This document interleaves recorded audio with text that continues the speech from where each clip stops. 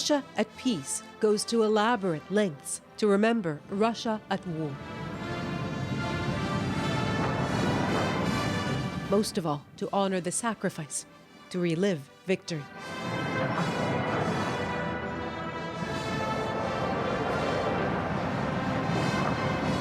On this year's Victory Day back in May, the Russian president also celebrated his own conquest of Crimea and his subsequently soaring popularity at home. Sacrifice was minimal. But war has been raging since, right on Russia's doorstep. A conflict Russia blames on Ukrainians, while much of the West blames on Russia. The question of Russia's involvement in Ukraine has been raised repeatedly abroad, and many Western leaders believe Russia is deeply involved. And now the question is being asked here, is Russia again at war? Valentina Melnikova's phone rings constantly. She runs the activist group Committee for Soldiers' Mothers. They call from as far as Siberia to say their sons were sent on drills, then disappeared. Despite Moscow's repeated denials, she is convinced thousands of Russian soldiers are in Ukraine under orders to fight with the rebels. Today we received the first credible info from Ukraine, she says. A soldier called his mother and said, "We are in Donetsk. We are under fire."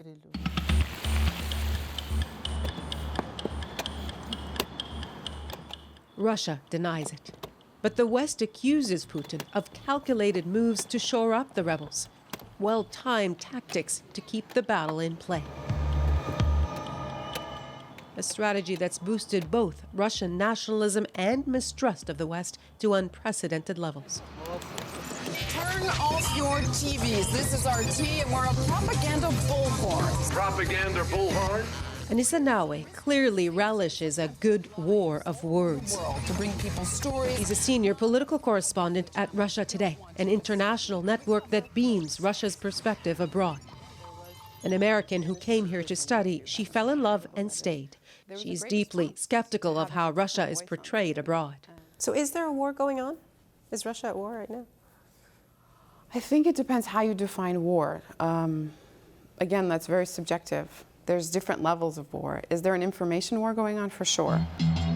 The consistent view from the Kremlin at home and abroad is that the Ukrainian government is fascist and illegitimate, supported by the US and the West.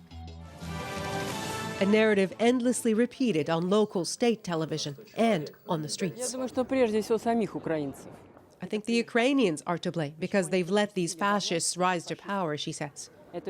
When there's a war, popularity zips up. Ben Judah traveled extensively in Russia and wrote a critical book about Putin. This was never a dominant, mainstream feeling until Putin changed the propaganda lines on Russian television in order to explain why his ally had been toppled in Kiev. People here care what happens in Ukraine. The family and neighborly ties now tug at Russian hearts and wallets. The money is for medicine and food, the backpacks for the children of the fighters, says this volunteer. Ukraine's rebels considered heroes by many here, and it's easier to find websites inviting volunteers to join their fight in solidarity. A lot of support, too, for Putin's open backing of that fight, creating a hero image that magnifies and multiplies, that people will pay money to own. Yet according to the latest polling here, only a quarter of Russians believe their country is at war in Ukraine.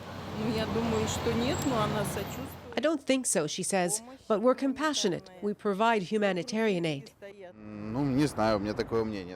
There's a feeling somebody is trying to lure Russia into it, he says, but so far they haven't crossed this line. There's growing evidence available to Russians suggesting the contrary. Russian soldiers captured and paraded in Ukraine. Russian mothers and wives speaking out. There are also rumors of soldiers killed in Ukraine and buried in secret graves.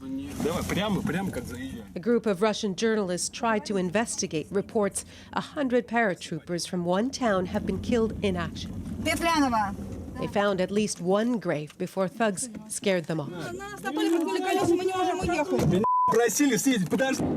driver is very brave. Vladimir Putin was the videographer behind the camera. Were you scared? Yeah, we're really scared. Some people don't want this information goes to the world. They don't want that people know. That's why his employer, privately owned Rain Television, has made it a mission to make it known, confirming and compiling a list of unexplained casualties, deaths and injuries, and posting it online.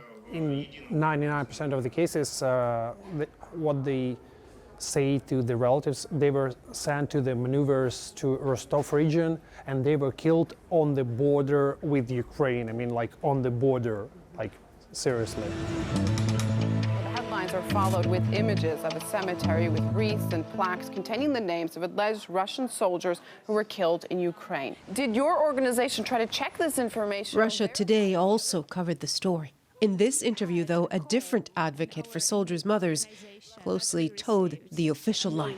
He went there of his own accord. He did not follow any orders. What story could we move to tomorrow? Nahlah said it's not in Russia's interest to invade or send troops to Ukraine. I would say Russia is trying to protect its interest in its region. But I think that the interests of other countries are being completely whitewashed by the mainstream media. Melnikova is sure there's been a whitewash, but by the Russian authorities and its media.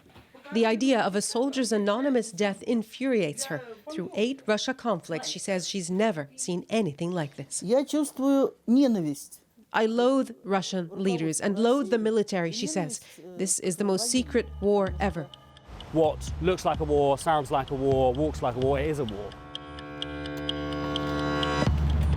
As Western messages turn more combative this week, Putin's latest move is to try to emerge as peacemaker, announcing a 7-point plan to end the fighting, seemingly very far from fomenting war or fighting one. Nahlah, CBC News, Moscow.